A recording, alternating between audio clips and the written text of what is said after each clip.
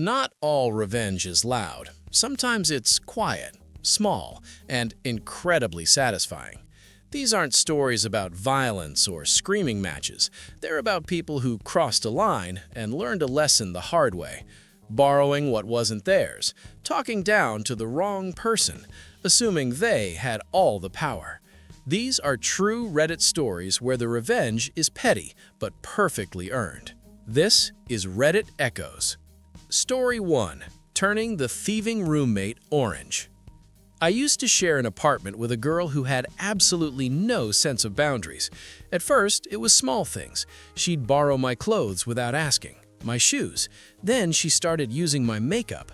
Every single time I told her the same thing, please ask first. Please don't touch my stuff. And every single time she brushed it off like I was overreacting. She'd laugh and say, "It's not a big deal." It became a big deal the night I found my foundation bottle. It was expensive, something I saved up for, and when I picked it up, it was dirty, smeared, and half empty. She had used it for a party, didn't ask, didn't clean it, didn't even mention it. That was the moment I realized talking wasn't working. So instead of confronting her again, I did something different. I went to the dollar store and bought the cheapest foundation I could find. Then I added a generous amount of self-tanner to it. I swapped it with my real one and left it sitting right there on my vanity, exactly where she always found it. And then I waited. The next weekend, she got ready to go out. I watched her walk out of the bathroom like nothing was wrong, didn't say a word, didn't react. She left for the party. The next day, she came home furious. She went on and on about how people had been laughing at her all night, how her makeup looked weird, how her face turned orange. I just smiled and said, "Oh, maybe it wasn't your shade." She never touched my stuff again. And honestly, that was the last time I ever had a problem with her boundaries. Story 2. Caught red-handed. I didn't experience this one myself, but my mom did, and I watched it unfold. She worked at a factory where everyone had their own locker cubby in the changing room. Coats, bags, makeup, hairspray, everything went in there.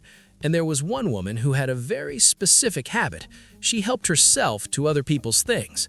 Makeup, hairspray, anything she ran out of, she'd just take from someone else's cubby. People told her to stop, more than once. She didn't care. So one day, one of my mom's coworkers decided she was done being polite. She took an empty can of a popular hairspray brand and very carefully refilled it with red spray paint. Same label, same weight, same spot on the shelf. Then she put it back in her locker and walked away. A few of the women quietly gathered nearby, pretending to chat, just waiting. It didn't take long. The thief came rushing out of the locker room in a panic. Her hair was bright red, not tinted, not streaked, painted. Everyone saw it. There was yelling, there was chaos, and there was absolutely no denying what had happened. After that day, no one ever borrowed anything from anyone else again. Some lessons only need to be learned once. Story 3. Assigned parking. My apartment complex has assigned parking spots, one spot per unit. No confusion. Not long after a new neighbor moved in, I started coming home from work to find her car in my spot. At first, I didn't make a big deal out of it. I figured maybe she was still learning which spot was hers.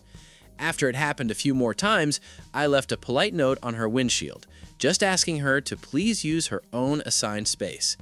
The next day, I came home and her car was still there. My note had been crumpled up and shoved under her wiper. That told me everything I needed to know. So instead of leaving another note or knocking on her door, I tried something else. I parked in her spot. The next day, I did it again. And the day after that. 2 days later, I started finding angry notes on my own car telling me to stop parking there. I ignored them. Eventually, she knocked on my door, clearly ready for a fight. I opened the door and acted completely confused. I said, "Oh, I thought we were swapping spots since you've been using mine." She sputtered for a second, tried to come up with an excuse, and then just walked away. She never parked in my spot again, and every time I pull into it now, it still feels like a tiny win.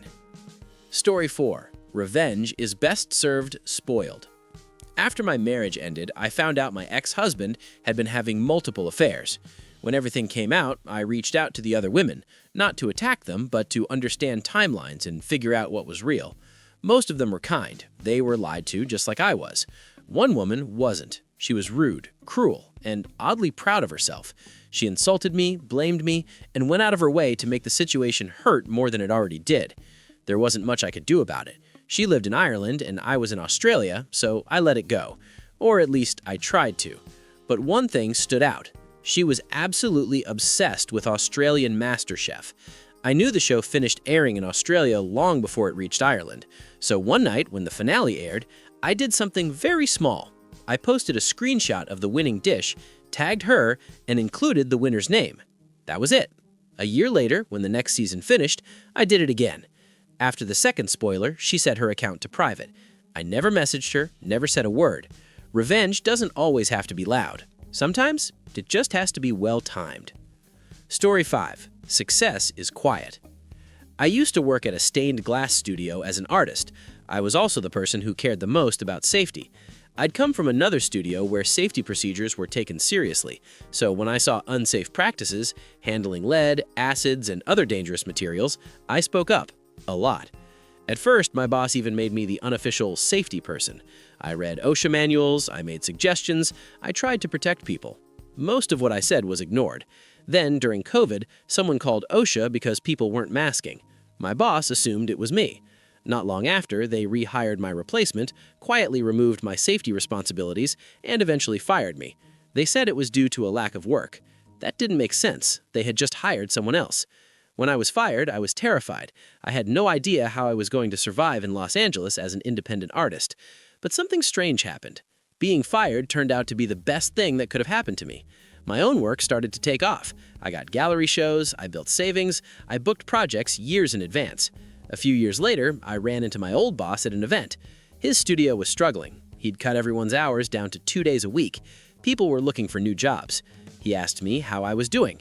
I smiled and said, "Really well." That was enough.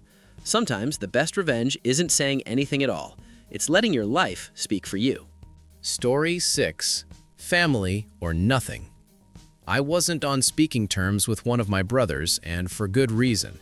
He had tried to start a fist fight with my fiancée, and his wife had threatened to shoot me. So when we started planning our wedding, I made one thing very clear. He wasn't invited. My mother didn't like that. Without asking me, she reached out to him anyway and told me afterward that she'd talked to him and that he and his wife promised to behave. I told her she had no right to do that and that she needed to call him back and make it clear he still wasn't invited. Her response was, "But he's your brother. Think of the family." That wasn't the only pressure. She also kept pushing us to have a bigger venue, an open bar, and a guest list full of relatives I barely knew. We don't even drink. All of it was for her. I tried to compromise. I tried to explain. Nothing worked. One night, a couple of months before the wedding, I finally hit my limit. My fiancé asked me what I was doing the next day. I said, "Do you want to get married?" He said yes. So the next evening, we eloped. Just the two of us and a couple of close friends who helped officiate. No drama, no threats, no demands. We saved thousands of dollars and had the small, peaceful wedding we actually wanted. My mother lost her mind. She posted all over Facebook about how cruel it was that she wasn't at her daughter's wedding, playing the victim and leaving out every detail that led to it. The funny thing is, we would have had the wedding she wanted if she had respected our decisions. Family or nothing works both ways. Story 7. The Final Say. I went to a food tasting at an Indian restaurant for a professional event I was organizing. I was there with 3 older male colleagues and friends, but from the very beginning, the owner made an assumption. He assumed one of the men was in charge. I'm a pretty quiet person when you first meet me, so I didn't interrupt. At first, I figured it was an honest mistake, but it didn't stop. During the tasting, he directed almost everything toward the men. When he spoke to me, it was in jokes. He asked one of my friends if I could cook because I didn't look like I could. Then he joked about me being skinny, like I was someone's wife tagging along. I didn't react. I just stared at him, long enough for him to get uncomfortable.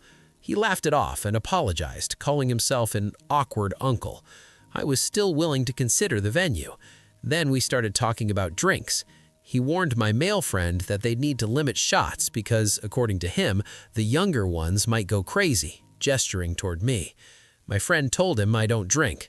That didn't stop him. He doubled down, saying women like me usually do. At that point, I stopped engaging entirely. When the tasting ended, he walked back to the table with a cost spreadsheet and a card reader. He confidently placed the card reader in front of me and laughed, saying something along the lines of £500 deposit. Just kidding. No one laughed. The table went quiet. I finally spoke. I thanked you for the food and told you the venue wasn't what we were looking for. He looked confused and immediately turned to one of the men to confirm what I'd just said. My colleague replied, "Well, it's her event." That's when it hit him. The truth is, I had other valid reasons to decline the venue, but his attitude made the decision easy. His inability to treat me like a professional cost him nearly £100,000 in business, and watching him realize I had the final say, that was the most satisfying part. Story 8. Lost in Translation. A few months after I moved to Chicago, I ordered an Uber. I'd just come from living in Romania, where I'd gone to school and learned the language pretty thoroughly. So when I saw my driver's name pop up and realized it was Romanian, I actually got excited. I thought maybe I'd get to practice a little, maybe even make a friendly connection. When I got in the car, he greeted me briefly, then went back to a phone call he was already on. So I sat quietly in the back. And that's when I realized something. He was talking about me, in Romanian. At first, I wasn't even sure I was hearing him right, but then it became very clear. He complained about this country, about American women, about me. He talked about my body, my weight, my appearance, assuming I couldn't understand a word of it. I just sat there, listening, letting him dig himself deeper. As we got close to my destination, I decided that was enough. In Romanian, clear, fluent, and with the exact regional accent I'd picked up while living there, I told him to pull over. His head snapped around so fast it was almost funny. His face went completely red. He didn't say a single word. He just pulled over. As I got out of the car, I looked at him and said, still in Romanian, "You're not attractive either, and you're also overweight, so maybe you shouldn't comment on other people's bodies." Then I closed the door and walked away. I've never felt more proud stepping out of a car in my life. Story 9. Too deaf to hear. My family is deaf. I'm not. But when we go out together, I usually stay quiet and just let them communicate the way they're comfortable. One time, while we were being seated at a restaurant, our waitress turned to another server and said, "Great, more dumb deaf people." She didn't realize we were right behind her, and she didn't realize I could hear every word. She kept walking, smiling, completely unaware of what she'd just said. When we sat down and it was time to order, I looked up at her and spoke calmly. I said, "Well, I guess we're too deaf and dumb to read the menu, so maybe you could read it out loud for me, and I'll translate." Her face went completely blank. The smile disappeared instantly. She didn't say another rude word for the rest of the night, and she was very, very careful around us after that. Story 10. No more bookings. My partner and I used to manage a bar that hosted live acts every Friday night. We inherited a few bookings from the previous managers, and even if we weren't thrilled about some of them, we honored every booking. One night, we had a comedian performing. At the time, I dressed pretty casually, long, dyed hair, student vibes, and most people didn't clock me as management right away. The regulars knew who I was. He didn't. During his set, he spotted me collecting glasses and decided to make me part of the act. He started complaining about students, about how lazy they are, how they can't get real jobs. Then he pointed me out, made comments about my hair, my appearance, implied I was useless. The room went quiet. He wasn't getting laughs, so instead of backing off, he doubled down. I didn't react. I smiled and kept working. After his set, I went over to pay him. He was already talking about future dates, assuming he'd be booked again. That's when I said no. I told him I was the manager and that he wouldn't be performing at our bar ever again. The look on his face was immediate. Confusion, panic, regret. I handed him his payment and walked away. Sometimes the best part of petty revenge isn't what you say, it's what you quietly take away. None of these people yelled, none of them threw punches. They just waited and let the consequences land exactly where they should. Because sometimes the best revenge isn't dramatic, it's not even obvious. It's watching someone realize too late that they messed with the wrong person. If you enjoy listening to true Reddit stories like these, there are more waiting for you. This is Reddit Echoes. And remember, petty revenge only works when it's deserved.